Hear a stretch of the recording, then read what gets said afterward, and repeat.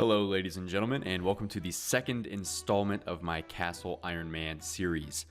Before we begin, I just want to give a massive thank you to everyone who's watched and supported me on this new series. Episode 1 just reached 100,000 views the other day as my most viewed video to date. And I really was not expecting that kind of response, but it is awesome to see so much enthusiasm for this series, so thank you. Now, admittedly, I didn't do a great job in the pilot episode explaining exactly what my rules and limitations for the account are, so I apologize to those of you who feel misled by my RSN-only castles. The most common feedback by far was, well, you're a castle-only Ironman, but you left the castle in the first 15 seconds of the video. Well, yes, that is an acute observation. Thank you for those of you who brought that up. But, and maybe my name is a bit of a misnomer, but the objective of my account and the difficulty still remain nonetheless. So for the sake of clarity going forward, let me take a few minutes to go through my rules briefly and explain the nature of this series.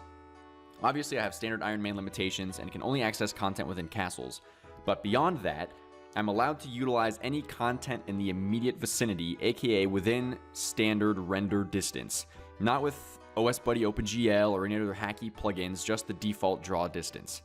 The reason for that rule is because if I only stuck to training inside of castle walls, there wouldn't be a whole lot of content to speak of. If you glance quickly at my long-term goals, many of those things would not be achievable just sticking inside castle walls. So I need content to strive for in the long term. Therefore, I've made the exception that I can only use content within the immediate draw distance, aka a castle has to be within sight in order for me to use that content. For quests, I'm allowed to start any that begin inside castle walls, including any prerequisites that they might have. So RFD is a great example. It starts in the Lumberjacks Castle kitchen, but obviously it has many prerequisite quests before you can complete each subquest. So I'm allowed to do any of those quests up to Dragon Gloves. I'm not going to be going for Barrow's Gloves because the difference in quest points between Dragon and Barrow's is like 70, and that's a little unnecessary. As far as quest-specific items are concerned, I'm allowed to obtain those outside castle walls because some of them just wouldn't be feasible within my rules, but any level requirements must be obtained within castle walls. The final rule for the series is that I may only unlock a castle's resources and quests once I have achieved a direct teleport method to each castle. For example, if I want to have access to the Alcarid Palace, everything in the immediate vicinity, including quests within the castle, I must teleport there with an Amulet of Glory. So magic training and enchanted jewelry is going to play a huge role in my progression throughout this series. The only exception to this rule is that if I am on a quest or a clue scroll, I do not have to teleport between castles because those things don't have direct intrinsic ties to the castles and their locations, so I can move freely without teleporting if I'm doing a quest or a clue. As far as clues go, I will mention those specific rules a bit later on in the video. So I've now split up my progress into 5 phases and 15 distinct castles. This will roughly reflect the order in which I'll unlock each area, but as I progress, that order might change slightly. So right now, we're smack dab in the middle of phase 1. And until I can train my magic and crafting levels up a bit more, I'll be staying in these areas. The endgame phase of the account is, of course, naturally, the most exciting. I'll eventually be risking it for the biscuit out at the Rogue's Castle to kill Scorpia, the Chaos Elemental, and to thieve some Dragonstones from the chests out there. And the pinnacle goal on this account will be to attempt the Theater of Blood and ideally claim all of the unique rewards. That is a long way off still, but that's going to essentially be the crux of this account's progress. So look forward to that in 2024. If you want to take a little more time to read through the entire rule set and see what lies ahead for each phase, including my long-term goals, full quest list, and clue scroll rules, the link will be in the description. But for now, I've done entirely too much rambling, and it's time to get this road on the show. So without further ado, here's the content.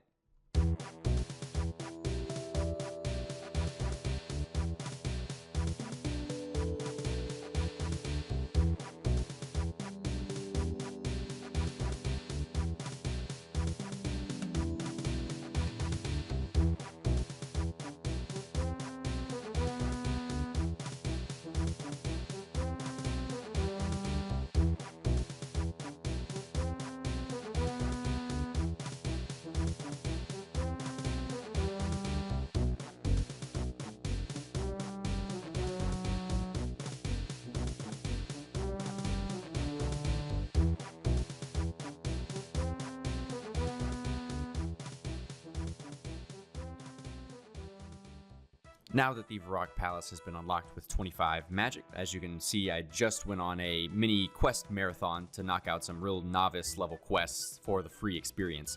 And I was training on some guards here in the courtyard of the Varrock Palace. Got 40 strength and my first ever medium clue scroll. Now, let's talk a little bit about the clue scroll rules for this account. That was the second most common piece of feedback from episode 1, was that many people were not happy with me completing clue scrolls on this account, because they obviously take me away from the castle and also would give me rewards that I would otherwise not be able to obtain on this account. And while I agree with those sentiments, I would simply like to do clue scrolls for the sake of more content. If you're familiar with my Caveman only Underground Ironman series, you should be aware that I've gathered over 350 clue scrolls and have not been able to complete a single one. So to be honest with you, I just kind of miss doing clue scrolls. And yes, I understand that the clues take me away from the castles and they give me items that I wouldn't otherwise be able to obtain. But as you can read on the right side of the screen there, I am only able to attempt to complete a clue scroll if the clue is obtained within castle walls, and I cannot complete extra quests to unlock clue areas, and I have to obtain emote items for clues within my castle boundaries.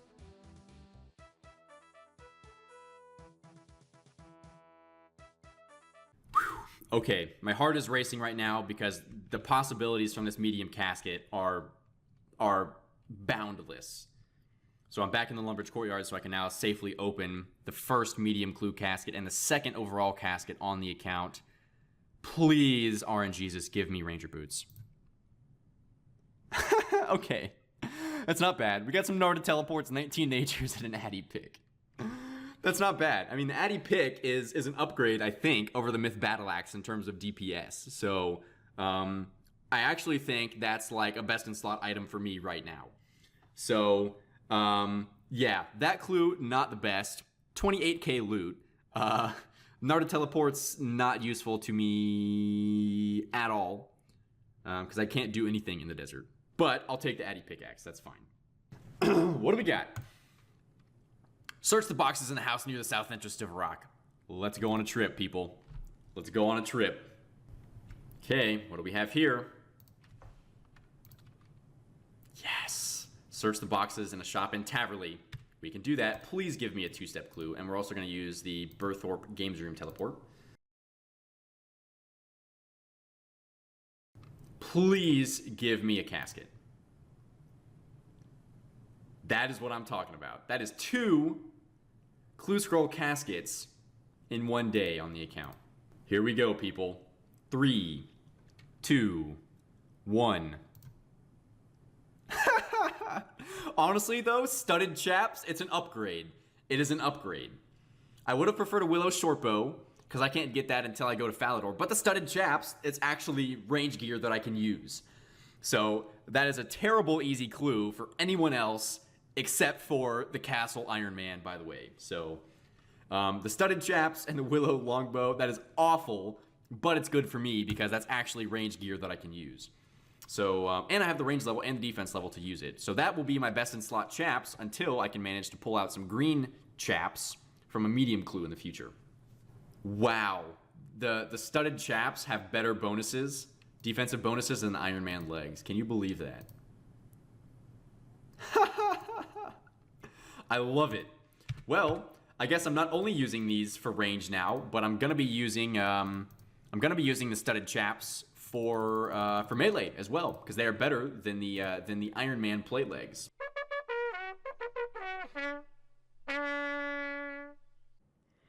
Very nice level coming in on the Castle Sword of Ironman. 40 range, which means I can now use U-bows and Dragonhide armor, both of which are obtainable for me in the short term here.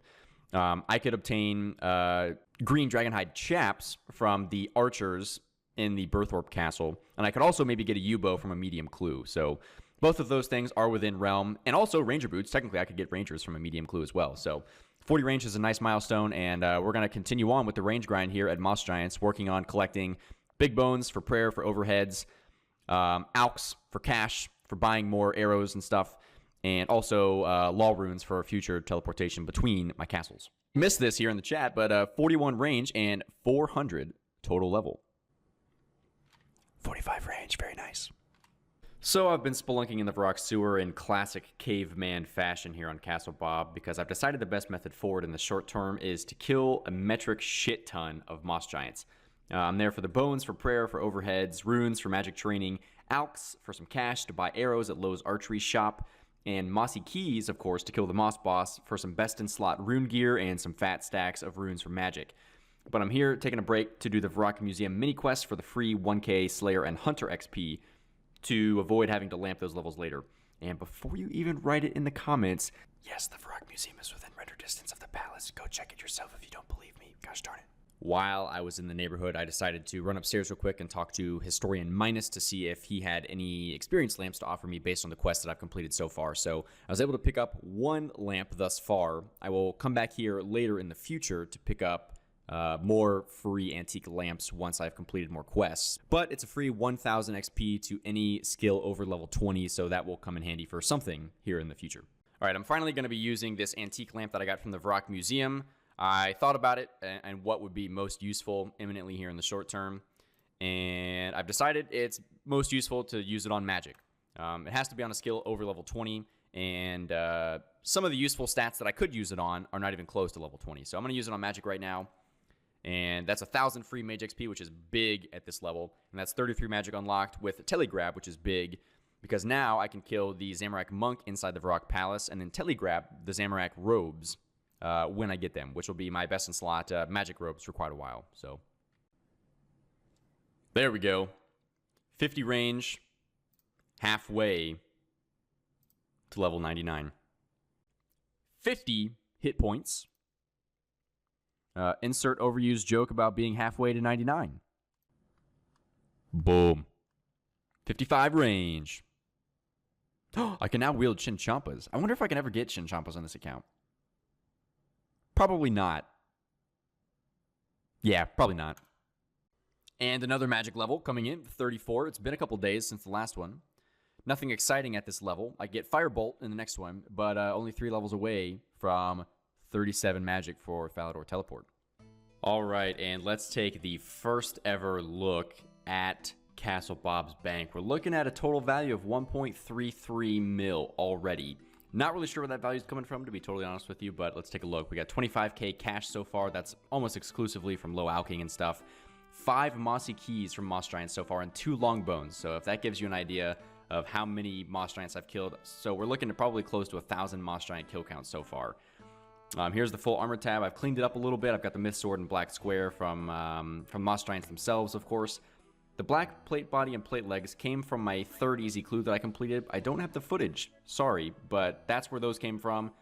Those are, I guess, temporarily best in slot until I decide to either buy some Myth stuff from Horvik in Varrock or, I don't know, get it from a clue. So not too concerned because I'm not doing any melee training right now.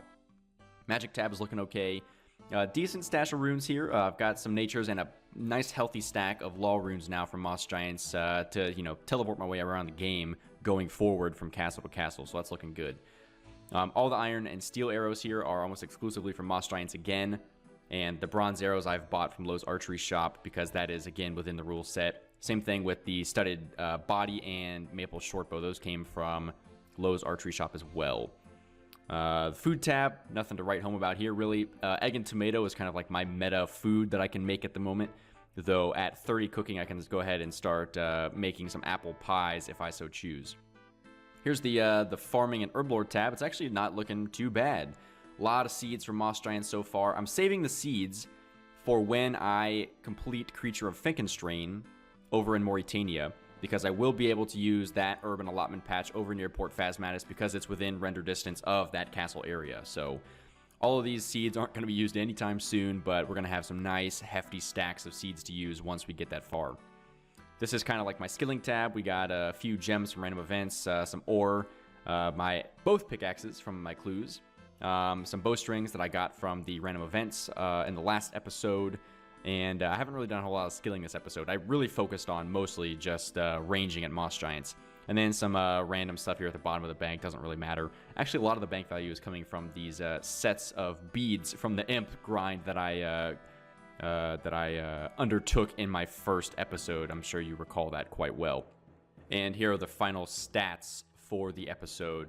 We've gone up many, many levels, probably about 200 levels. I don't know exactly, but I've done 1 to 56 range all in this episode. I cut out the first 40 levels because, nobody wants to really watch that, including myself. I got a few thieving levels. That way I can now thieve from the warrior woman that is located inside the Varrock Palace for some additional thieving content in the future.